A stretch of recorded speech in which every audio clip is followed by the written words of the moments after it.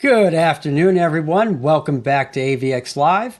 I'm Joe Gilderson, President of Corporate Audio Visual Services, and I'm very happy to be here on this bright, sunny day. You will notice that my co-host, Mr. Ryan Finch, is still on vacation. I mean, this guy is really living it up. Fortunately, I have seen some stunning photos. It looks like he is having a great time. So, divertiti, Mr. Finch. And what does that mean for everyone else? Have fun. Thank you.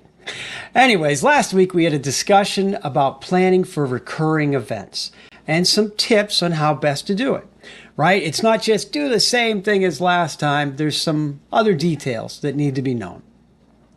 This week, we're back with the guest of the show. And I mean, that's just much better than hearing me talk anyways. And I'm looking forward to a very interesting and necessary conversation. But before we get started, let me just remind everyone, I got to do Finch's work too, as usual. Every Wednesdays at 1 p.m., you can find us on Facebook, LinkedIn, and YouTube. Look, be a part of the show. Drop a comment. Let's have some fun. If you want some other words in Italian, I mean, I'll drop some knowledge on you. No big deal. While you're there, hit the like and subscribe button because we need your likes and subscriptions, right? And of course, if you're not able to catch it, you can check any back episode on our YouTube channel.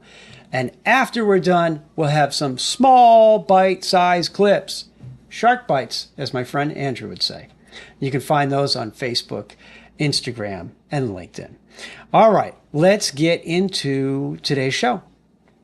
So let me tell you a little bit about today's guest, Nikhil Jagga, President of CM-IT Solutions of White Plains. Nikhil helps organizations profit from technology by guiding them on the hard technology decisions that achieve productivity, efficiencies, and protection from cyber attacks. His three-step process ensures you get off the ground the right way by incorporating your unique business needs.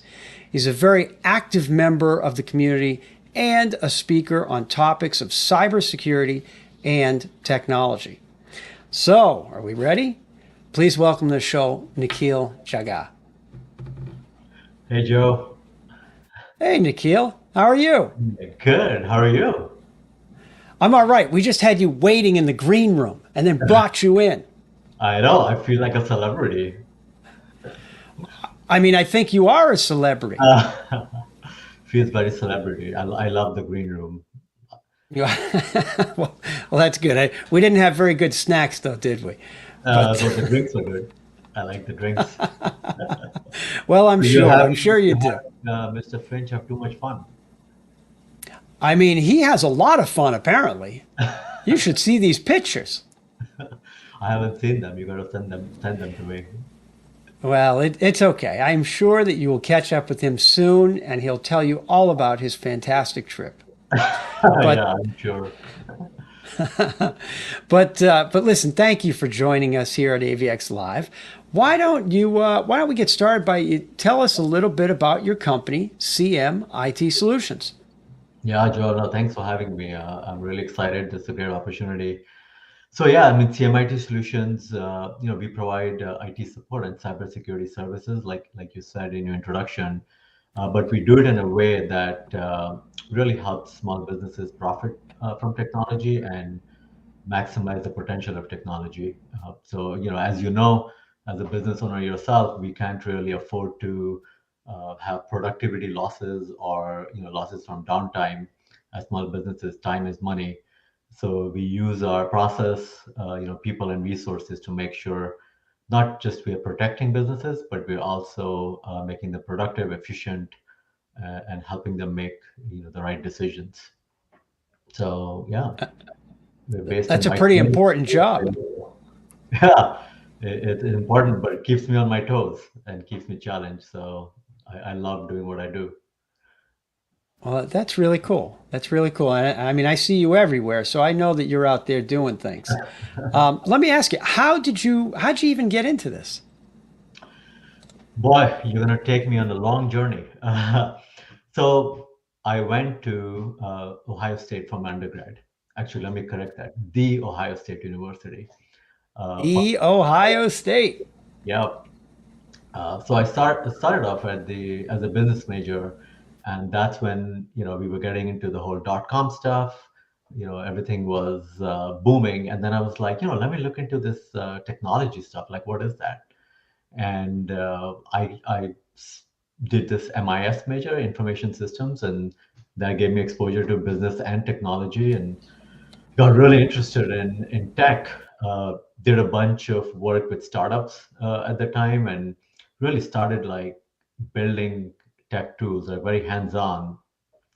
While I enjoyed it, I realized, like doing software development, coding wasn't really my thing. There were people much better than I was in the industry. But what I did enjoy was, trying to figure out how technology can be used to improve business. How can we make it more efficient, productive, grow businesses using tech? So I really stepped into the big corporate world after that. Spent a lot of time helping bigger businesses just use technology the right way to either grow, scale, become more efficient. And my friends joke and people joke that I'm bilingual, right? So I can speak tech, but I can speak business as well. And really, I took the same skills, and in my own business, I'm really adding the same value, right? So for small businesses and nonprofits, helping them make those hard decisions, helping them make sure that they're doing the right way. I think technology has become such a big part of our lives that businesses, especially small businesses in a community, are missing out if they don't keep up and use it the right way. Uh, so it started at Ohio State, and here I am, still doing it, but more in a bilingual way rather than just doing the tech stuff. Well, I think that's pretty interesting, having those different perspectives, between small business and the management kind of thought process, and then of course coding. And now I think the everyday and the security seems to be the driver to most of what you spend your time on. So Yeah, it's been quite the journey, right? Going from starting out as a in being doing the work to like being an owner. So now I enjoy being the person who can see the bigger picture, make more of the strategic decisions with technology. So it's been quite the journey, and thank you for the question. It's really helped me kind of go back in time and realize how far I've come. well, I thought when you started to say the Ohio State, I thought you were like a wide receiver or something, the way you introduced it. But I did play football, but not professionally. okay, all right, very good, very good. See, you're multi-talented. You have so many skills. But so, it's interesting because certainly IT security is like an everyday topic, right? I know I get your newsletters, and if you guys don't, then you guys should sign up for the CMIT Solutions newsletter that comes out, because there's a lot of really good tips on security, and it's such a challenge. But how's it changed in the last few years? Because I see it everywhere right now. But how's it? I imagine things are changing. So tell us a little bit about that. Yeah, security is a moving thing, right? It evolves, like every day, literally. But if you look at kind of the big picture and you step back, and if you see what's happened in the last few years, right? So a couple of things. One, the our ways of working have changed. So we're in this. I think we've settled into this kind of like hybrid slash flex working model, depending on the kind of business you are, and that's changed the underlying like business processes, how people collaborate, how people communicate, right? You're not spending as much time with each other in the office, right? Somebody could be home, somebody could be in the office. So your underlying ways of communicating, collaborating have changed, which naturally has created these security holes or gaps, which not everyone thinks about. It comes as an afterthought.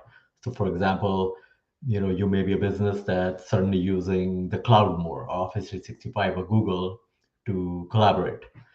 But if you're just getting that out of the box, you may not have taken into consideration some of the other security implications and things you should be doing. So just because our ways of working has changed, that's changed how security should be looked at, and that's created an opportunity for hackers and other people who want to take advantage of that. So that's kind of like the macro picture of the change.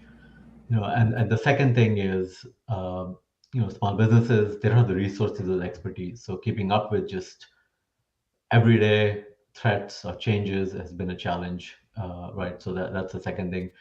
And the third thing I would say is just with technology and AI, the hackers have become more sophisticated. So They're they've pretty become good. faster. Yeah, I mean they run like enterprises. They run like businesses themselves. So they're Wow. faster. They're better than us. So just keeping up has become more and more of a game and a challenge. Wow. So those are So I some. guess it's constantly moving. It's constantly moving, and I think when you're focused on running your business, it's very hard to pull away and focus on security or technology, or any aspect of it, because you're just dealing with your day to day as you should be focused on running your business. Yeah, like, that's already hard enough. So, Yeah. but so do you think, because I mean, did COVID push all of this just to come to fruition faster? Yeah, I think COVID was kind of like the trigger and the accelerator, because that's what caused us to go into this hybrid slash work from home model, which I think even the COVID, theoretically is over, people still haven't fully come back or returned to office, so they're in some form of hybrid model. So it's definitely created that disruption, which has created more opportunity for the hackers, right? So I think I mentioned the work from home thing.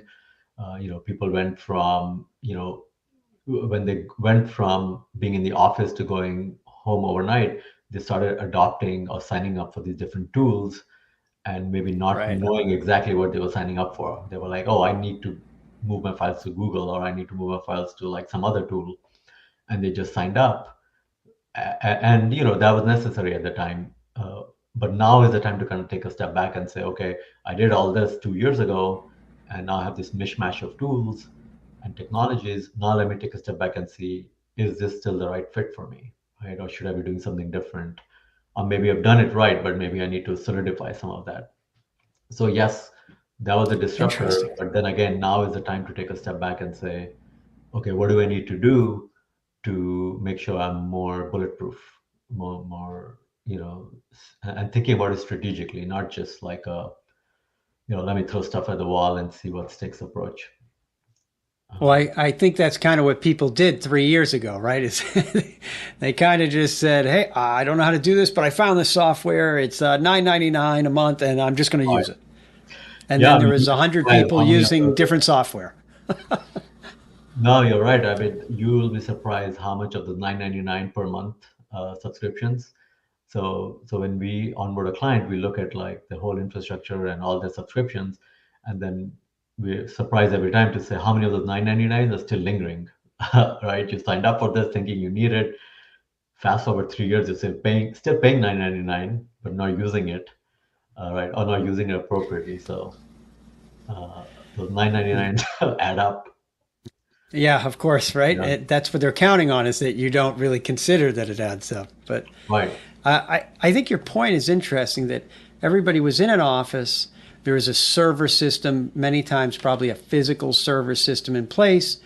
There's a security team that worked on it. Like we were all kind of insulated from that experience of the work computer potentially being hacked. And then I know we experienced it on our side that, you know, our third party company actually got hacked, and that affected us and many other people around the country, which was becomes frustrating, in many ways. But it always depends on how you use, I guess, the server system. In our case, it worked out okay. We were in the cloud for years for most of our important items, anyways. But not a lot of people really were until the last couple of years, I think. So I think you're in the right place. Let me ask you, how secure is Office 365? Since you brought that up. That is a loaded question. So I think overall, I mean, you might have heard in the news maybe a couple of weeks ago that, there was um a risk at Microsoft that caused, I don't remember if it was Chinese or Russian, they got into some of the emails of some of the government officials, right? So how secure it is? I mean, is it more secure than running our own email system in-house? Sure, it is more secure, but you can't take it for granted, right? So there's no like a yes and no answer here. It's more about, relative to, running your own infrastructure, your own server, it's more secure, but you can't take it for granted. You still, if you're signing up for like Office 365 or even, Google, any of these cloud-based tools, out of the box, what you sign up for is good, but it's not everything. So the real, I think, way to look at this is like, I got Microsoft, but then how do I tighten this up even more based on the kind of business I'm running? So for example, if you're a law firm, right, you're dealing with very sensitive documents, you're dealing with client information, so you want it to be like on a scale of 1 to 10, like probably a 10, right? So you want to Mm-hmm. take the extra measures of security on top of what you get for just signing up with Office 365. So it really depends on, what kind of business you're running and what your threshold and your tolerance for that risk is. But I would always say, like, you get Google or you get Office 365, you have to assume that there are gaps in there out of the box, and then you basically do an assessment, and then you start tightening it up, right? So just like when you say you get a bike from the bike store, right? What they give you, you ride for a couple of days, a couple of weeks, you fine tune it, you tighten a few screws, you tighten the brakes. It's the same thing with Office 65. You get it, you use it, then you start tightening it up uh, to make sure that it's a super secure environment. So they shouldn't do what I would do, which is ride that bike right into the ground. That shouldn't Yeah, do that. No. shouldn't do that. I mean, to Okay. your point about COVID, right? I think a lot of people did that. They got some form of cloud and they just started using it, and I think it's fair. They don't have the expertise, uh, but then now you look at it. Okay, what else should I be doing with this, right? Uh, to make it Mm-hmm. more robust.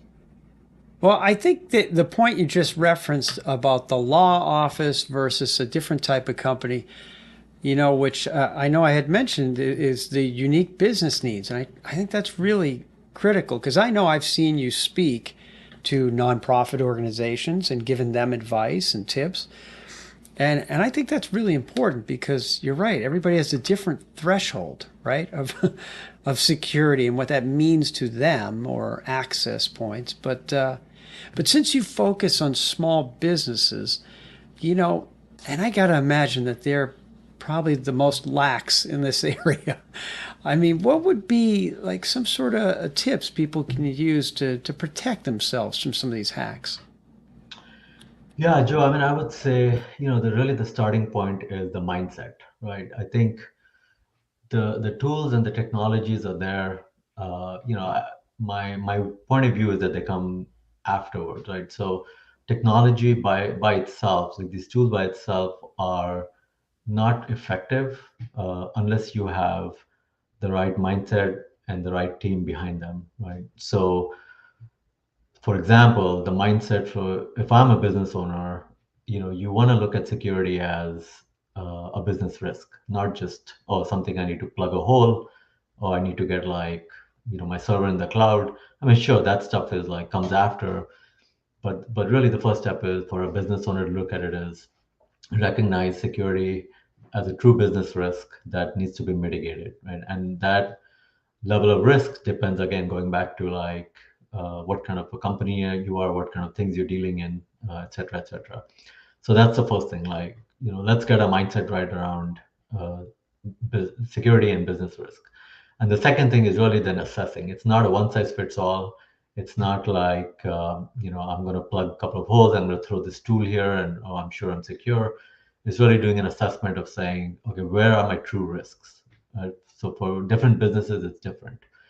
If you're a business, working out of the office with network infrastructure, that's a higher priority for you than a business that's completely remote and people work from home. That's a different kind of risk. So step two is just assessment, like where are my true risks? Let me prioritize that because no small business, like has unlimited budget. So where am I going to put my dollars? How am I going to prioritize them? So that step two is let me prioritize my risks, and then come all the tools and technologies. Okay, what do I need now to tighten up my security? So those are kind of like the three-step process. And in terms of like if you wanted like quick tips, I would say, small businesses, human error is the weakest link.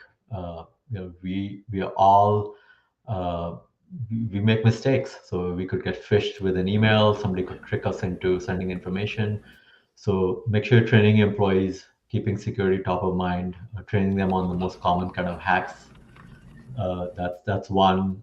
Make sure data is backed up. That's really the fastest and easiest and honestly cheapest way to get your company back up and running. So I would say training, make sure data is backed up, and more importantly, restorable. So I would say two things small businesses can do right away. Yeah, it's pretty good. It's funny because I'm looking for a file.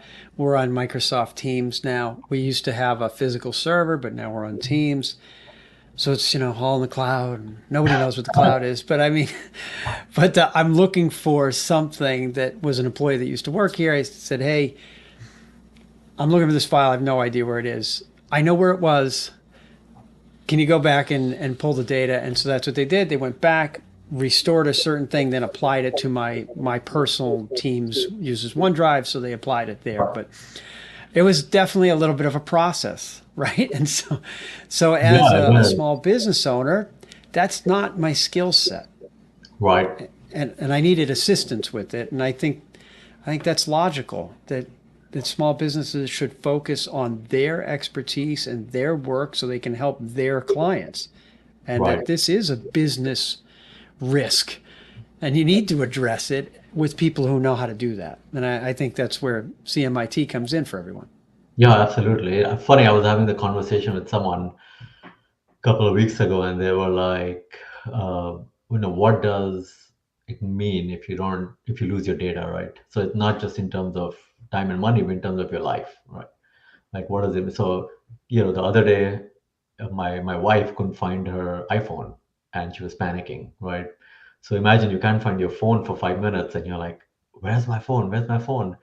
So, oh, what if I'm missing a text from my, kid's teacher or something, So imagine like you can't find your iPhone for 5 minutes, and or 10 minutes you're panicking. Imagine you can't find your data for your business. What does that do to you, right? Uh, It's a so big deal. big deal, yeah. Yeah, and look, I mean, I can't speak for everyone, but I'm sure since we just had to renew all of our insurance policies, I am sure that there's also an insurance item that they have to probably consider and take a look at as well, because I know we have cyber insurance, and I am sure that that's being pushed on many people around the country. So, Yeah, I think cyber insurance, I should have mentioned my tip number three, but that definitely is a great way to, because no company can like completely guarantee the security. So cyber insurance is a really great way to kind of add another kind of bulletproof your business. So if something does happen, you want to make sure you have insurance policy, you want to make sure you have a incident response plan. So if something does happen, and in this stage, you have to assume that it will happen, that you have a way to know, okay, what am I going to do day one, day two, day three, if something happens? And then do I have the insurance to cover my losses? And cyber insurance doesn't come easy these days. Right? It's expensive, and you have to have the right kind of precautions in place already to even get insurance these days. mhm. But even investors, so there are a bunch of great like insurance companies that do provide it. So I definitely encourage businesses in our community to just uh, seek those people out and get that cyber insurance process started. Well, and that's a really good point, and I know we've had to address it, and I'm sure that many other people do. Once again, I've dropped the website into the comments section so that everybody can check out Nikhil's website. Reach out to him if you have any questions. I'm sure he'd be happy to discuss anything to do with all of these tips and cyber insurance and all this fun stuff. Because, yes, it's not that easy to get on top of that. You know, I know there's another hot topic that's out in the technology community that you seem to have some expert knowledge on, and that's AI. I mean, we hear about Mm, AI every 5 minutes. So, what yes. are your thoughts on artificial intelligence, and how do you think small businesses can start thinking about AI? Yeah, Joe, the AI is a pretty hot topic, and it's become very polarized, right? So there are people who are very much against it. They feel it's a threat. It's going to lead to like job losses. And then there are the people on the other side of the spectrum who are seeing it really as a game changer, opportunity, force multiplier.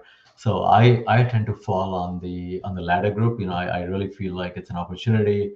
It's one of those things that the internet, when it came out, was a game changer for us. I think AI is going to be one of those, even more than just be the internet coming. So and we already honestly been using AI. Like if you've taken an Uber, or if you're using Netflix, like I watch Netflix shows, there's already AI in the background suggesting those shows, and Uber using AI to kind of improve your experience. So it's just that with Chat GPT now, it's come into our hands in a more real way rather than sitting in the background. So I think it's a force multiplier. uh, you know, I personally use it. I have about 10 or 15 kind of case studies and use cases built up with AI. So, for example, the way I view it as a pilot and a co-pilot, right? So I'm the pilot of my business, or I'm the pilot when I'm doing a particular task, and then AI is my co-pilot, right? It's helping me do my work faster, better, cheaper, rather than trying to do the work for me or replace me. And for small businesses, I think it's really my philosophy is you think big, and then you start small, and then you kind of scale up, right? So, for example, we don't have time to discuss all the 10, 15 use cases I have, but one simple way is like meeting planning and meeting preparation, right? So if you're going into a big meeting, right, that you need to prepare for or plan for, you can use Chat GPT to kind of start your thought process on your, right? So you can ask it to create like a meeting agenda for you, or tell me like what are the things I should be discussing, what are the points I should be bringing up.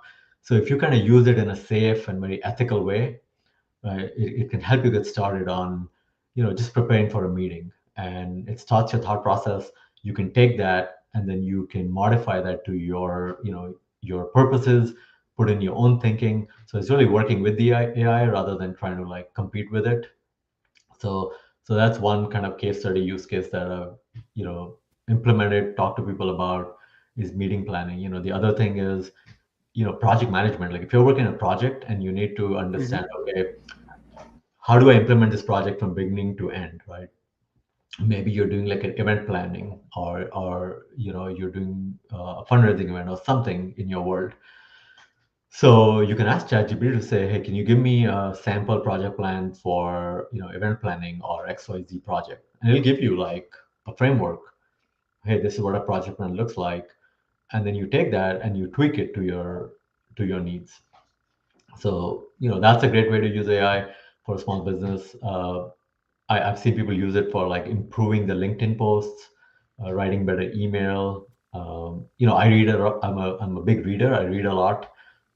I come across a lot of like long form articles on the web, uh, and I don't have time to read those long articles anymore. So I literally take an article, put it into Chat GPT, and say summarize this for me, Huh.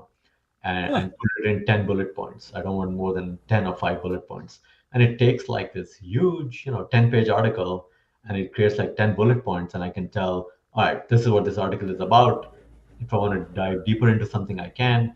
So that's like a huge time saver for me. So anything from research to project planning, the 10-15 ways you can use it just to get started in a very small way for small businesses, without a huge time investment, or honestly huge cost investment, because That, the basic version is like free.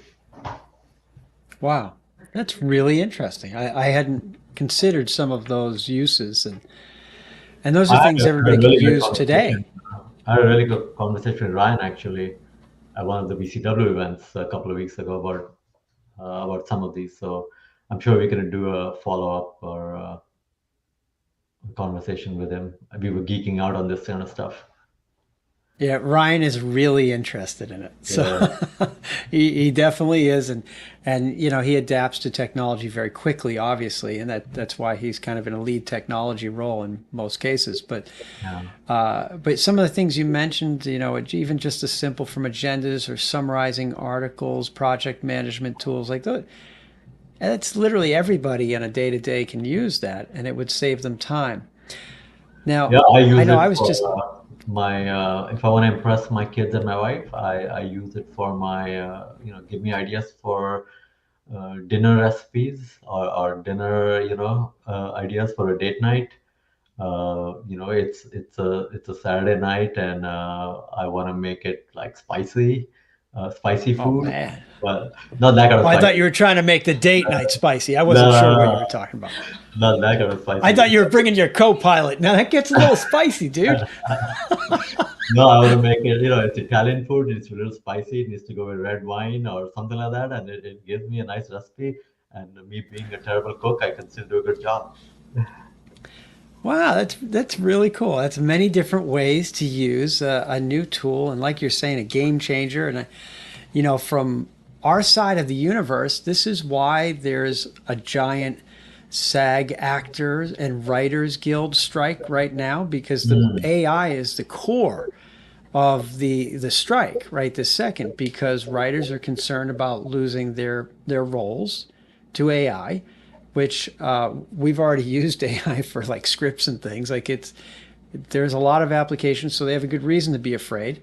yeah, no, And absolutely. I and can the definitely appreciate actors are that. worried about their faces being like superimposed and some other things. And it's an interesting, it's a big battle over something that people don't really understand how to use yet. So it's Right. And, I can definitely appreciate that there's a dark side of, every technology, right? So even the cybersecurity hacks, that's a dark side of using tech.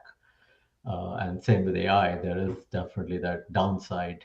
So I can definitely appreciate, people feeling threatened by well, but it's also new. People feel threatened by anything new, anyways, right? right, exactly. Well, really interesting though. So we'll probably hear more. We'll come back to this topic at another time. I mean, this is only episode 92. We might have to come back to it. I Yeah. mean, But AI is certainly a growing and an interesting topic, and I like those everyday kind of tasks that you mentioned. That's probably with the free Chat GPT type of software, I would imagine. Yeah, yeah. I mean, I use it for movie recommendations. Uh, like I said, dinner recipes, like even day-to-day personal stuff. Doesn't even have to be business. You just have to be Interesting. careful. You want to use it in a safe and ethical way because it is taking your information and it's putting it out there. So you want to make sure you don't put anything personal in there. You want to make sure you don't put anything business confidential. You want to put names or anything that is personal. You don't want to put that at all. So use it generically. So use your common sense, right? Just with anything. So and obviously use it ethically. Interesting. Yeah, Oh, those are great tips. yeah, Really, really good tips. You know, we've heard a lot about your work side, and now I know you read a lot, and that you cook, and that you got a co-pilot that sometimes you bring out on Saturday night. But that's, I mean, I yeah. see you active in the community though too. So, Yeah. what other things do you like to do when you're not working? So I read a lot. I'm reading a book right now called Subtract. So it's about what are the things that you may be doing at work or personal that maybe you shouldn't be doing, right? To make yourself a little bit more productive, give yourself more free time. So I'm a big reader. I like to bike as well.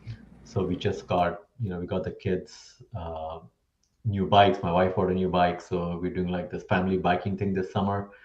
So I love that. And I think that I'm an ambassador at the BCW, so I love like meeting new people. So that to me is not actually work. So I do a lot of events in the community where I run into you all the time as well. And then I do a lot of like one-on-one coffees, and it's not really work for me because I just like understanding what are people about, what are the dreams, what are they trying to do. So that's become a hobby for me.